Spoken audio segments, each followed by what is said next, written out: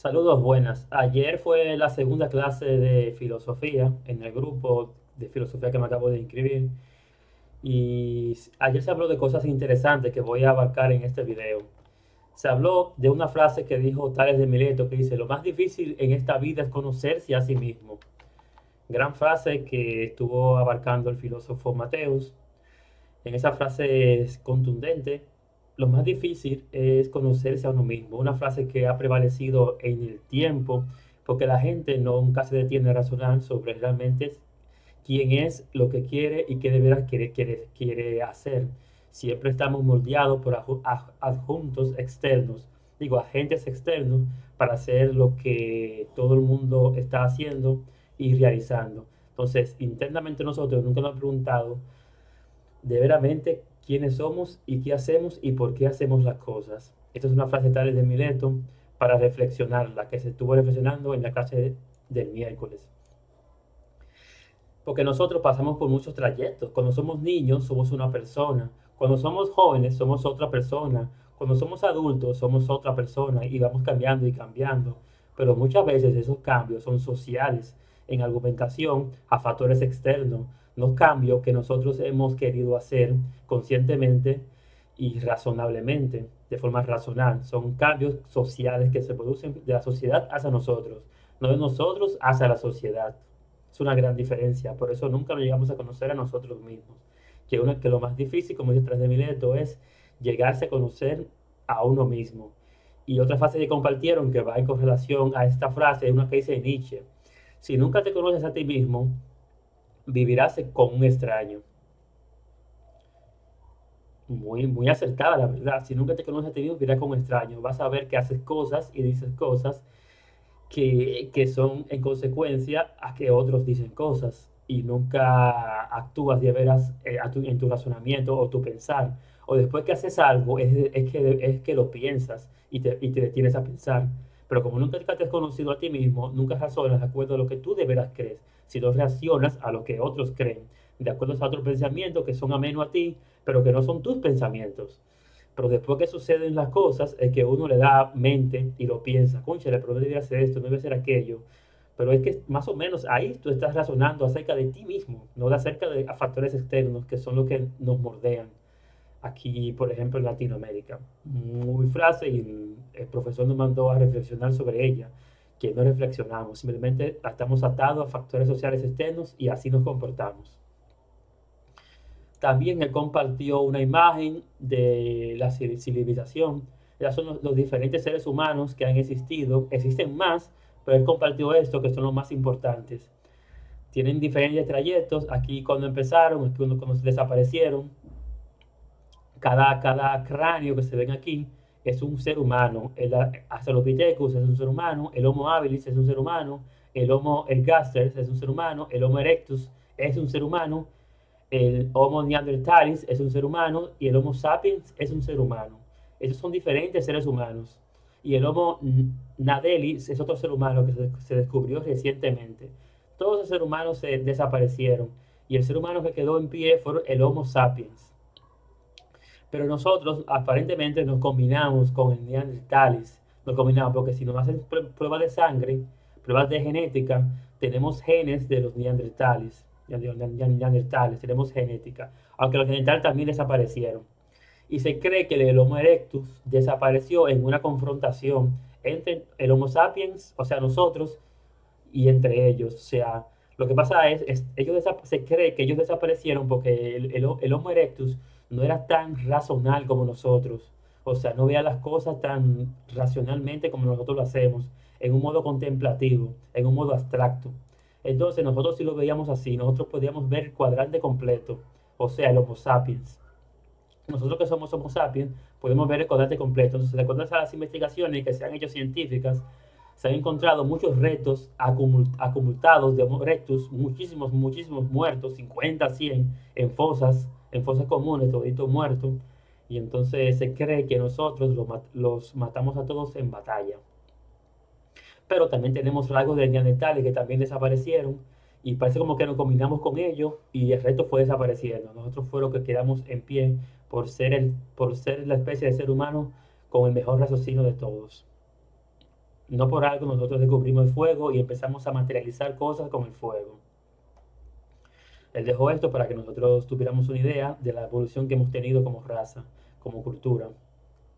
Y existen muchas clases y también, como se pronuncia aquí, hay clases de seres humanos que no se han descubierto todavía, como el Homo naledi, es una clase de ser humano que se descubrió hace poco, que también se extinguió. También compartió esta otra imagen, muy interesante, la verdad. Aquí se planteaba que por qué no existió la filosofía en Latinoamérica y si existió en Europa y todo su continente. Y la verdad no se sabe por qué Latinoamérica no existió la filosofía, pero sí en Oxford, pero sí en Europa. Y la gran diferencia entre la gran diferencia entre Europa y Latinoamérica es que Europa desarrolló una filosofía en cuestión al modo de vida, en cuestión a razonar las cuestiones físicas y elementales que nos rodeaban. Los filósofos europeos, en este caso griegos, empezaron a razonar el modo de vida de ellos y el modo de vida contemplativo, el modo de vida racional. Todo debía de tener una explicación. O sea, el planeta, el mundo debería explicarse a sí mismo en base a razones lógicas. Entonces, esa fue la gran diferencia abismal entre ellos y nosotros. Ellos empezaron a razonar y a contemplar y analizar su modo de vida, por qué las cosas existen y por qué otras cosas no, por qué pasa esto, por qué pasa aquello. Y nosotros no, Latinoamérica no. Latinoamérica estaba sumido en los mitos. En los mitos quiere decir que todo era religioso, todo era un poder divino, o todo era una presencia maligna, o algo que venía que nosotros no controlamos. Entonces esas cosas nosotros las adorábamos, las seguíamos o matábamos por ello. No existió esa gran diferencia que existió en Europa de contemplar las cosas y meditarlas y por qué suceden, y de evaluarla en el mundo a por el mundo. Existían mitos, sí, existían dioses, sí, pero existían otra gran cantidad de personas que todas esas cosas las razonaban de una manera lógica y coherente. A veces tenían razón de ser, un razón de peso para que sigan siendo. Esa fue la gran diferencia. También se dijo, esta universidad es la más vieja, esa universidad de Oxford. Cuando nosotros en Latinoamérica andábamos degotiñando personas en nombre de espíritus y de creencias espirituales, esa universidad se estaba instalando en Europa. Esa universidad se instaló en el 1096, se fundó esa universidad de Oxford. O sea que tiene 928 años esa universidad, tiene 928 años.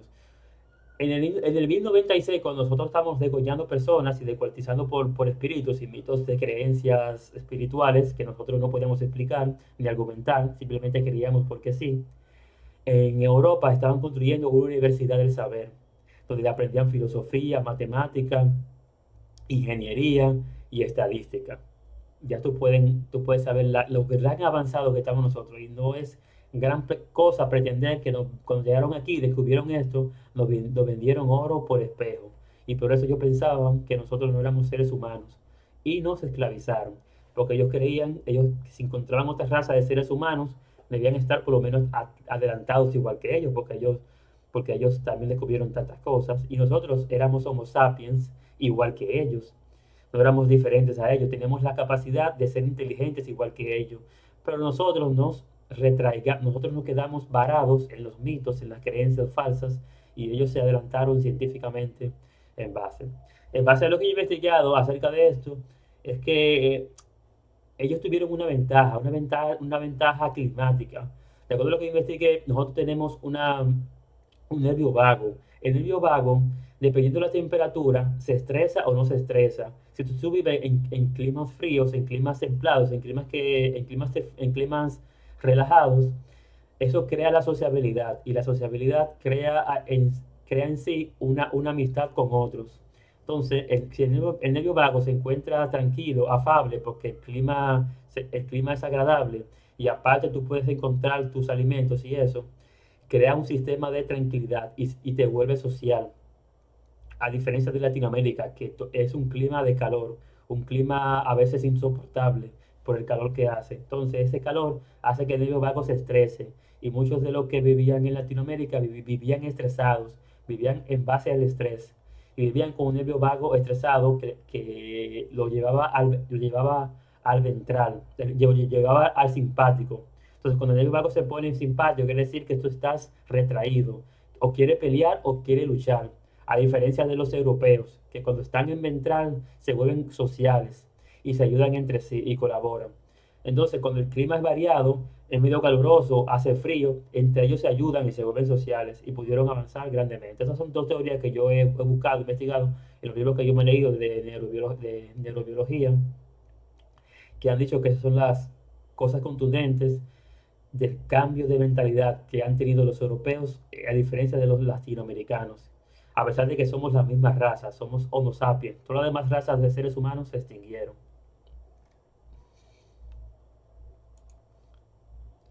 También se habló de esta persona, este filósofo. Este filósofo fue el primer filósofo y se llamó Tales de Mileto. Este fue el primer filósofo. Este fue el primer filósofo de Grecia, o así se contempla. Este fue Tales de Mileto. Él se preguntó de qué estaba hecho todo. Y él pensó que todo estaba hecho de agua.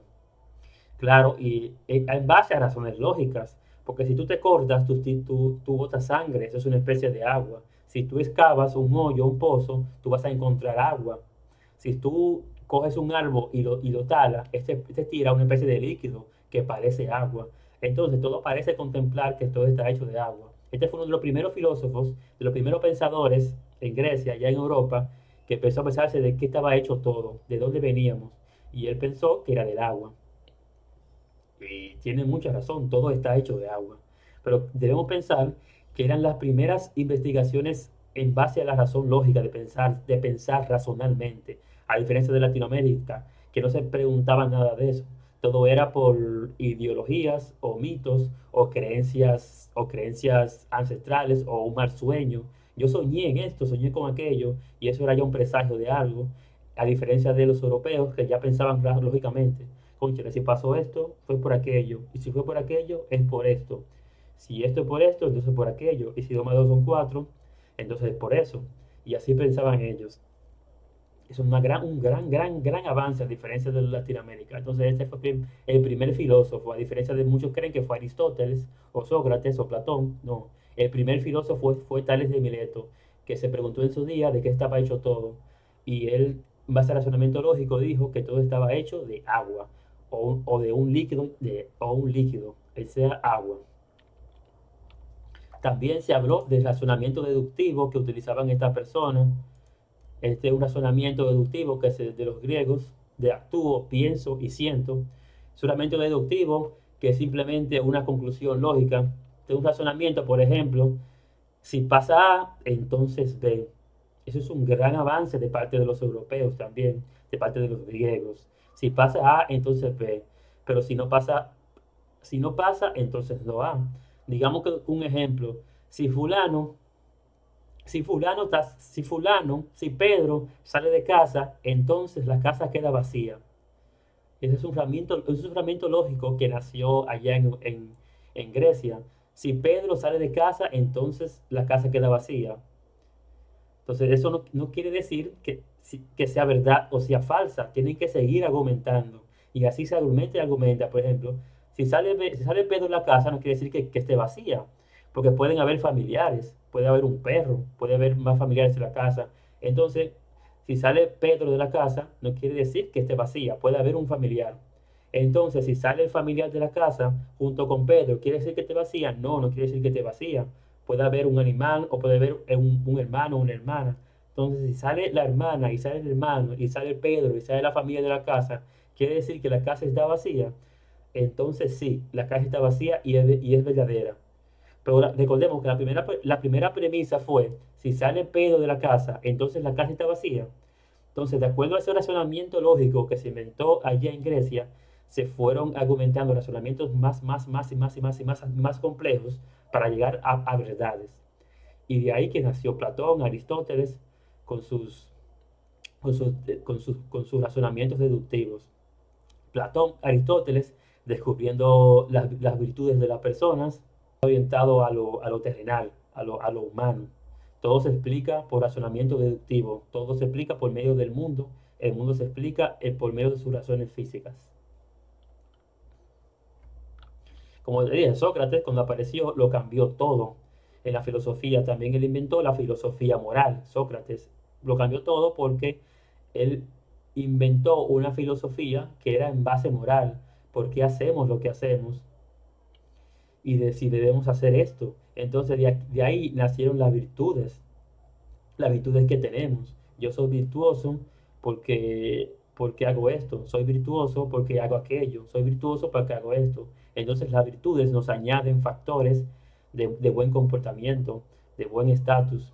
Entonces el virtuoso estudia, el virtuoso se prepara, el virtuoso comparte su comida, el virtuoso no se ofende, el virtuoso, etcétera, etcétera, etcétera. Y así Aristóteles inventó las virtudes de las personas en base a la moralidad de estas. Y entonces, mientras más virtuosos seamos, más morales vamos a ser. Y eso quiere decir que vamos a tener una mejor vida.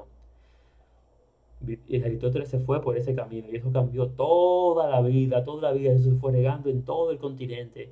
Entonces, en base a virtud es que debemos vivir, a diferencia de Platón, que se fue en razonamiento del espíritu. Y también se argumenta la filosofía, aquí también, esta fue los periodos, también se compartió esta línea del tiempo, que fue los presocráticos. Los presocráticos fueron como Tales de Mileto. Los presocráticos son antes que naciera Aristóteles, Sócrates o Platón, que cambiaran toda la filosofía, porque los presocráticos no se juntaban. Los presocráticos eran personas griegas que cada quien individualmente hacía su tipo de filosofía, o sea, su razonamiento lógico. Pero después que se avanzó al periodo clásico, al periodo aristotélico, ya ahí estaba Sócrates, ahí estaba Platón, ahí estaba Seneca, ahí estaban los demás filósofos, y ya ahí estos filósofos se juntaban a debatir sus ideas, a ver quién tenía la razón, quién no la tenía, y quien tuviera el razonamiento lógico más tajante, esa era la verdad tajante. Era un estilo de ciencia. Quien tuviera la verdad más tajante, que no se pudiera tumbar esa verdad, pues esa era la verdad. Hasta que apareciera otro con más ideas, más razonamiento lógico, que pudieran tumbar esa idea anterior. Entonces se convertía esa idea nueva en la idea central, en la verdad central, hasta que viniera otro y la tumbara. Eso nació en el periodo clásico ya, después del periodo presocrático. Después de ahí, después que cayera la civilización romana, después de 400, nació la filosofía, nació esto, que fue la filosofía medieval, pero no se le puede llamar filosofía, es decir, pero era como ya la filosofía medieval ya no se podía hacer filosofía, porque ahora cuando imperió, nació ahí las iglesias empezaron a adoptar dogmas y los dogmas no se podían contradecir. O sea, si tú eras filósofo, si intentabas razonar sus dogmas, te mandaban a desaparecer. Entonces la filosofía tuvo un largo trayecto de medieval, de que no se podía realizar ningún razonamiento obvio, porque la iglesia estaba controlando. Y eso fue desde el 400 después de Cristo hasta el 1500 después de Cristo, que es la filosofía medieval, que tuvo su auge. Ahí fue cuando la iglesia católica tuvo todo su poder central y se mantuvo y se concretó en imponer las leyes de dogmas a todas las personas, donde el razonamiento lógico y deductivo estaban fuertemente censurados. Suerte que todo esto se terminó y ganó la deducción lógica y el razonamiento lógico en base a los fenómenos físicos que suceden.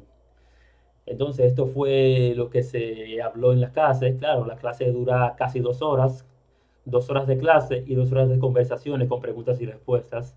Fue mucho más, pero esto fue lo que más me interesó y fueron mis apuntes de la segunda clase de filosofía que tuve el miércoles que pasó. Estos fueron mis apuntes. El siguiente apunte de la clase número 3 va a ser el miércoles que viene. Nos vamos a ver hasta el siguiente video.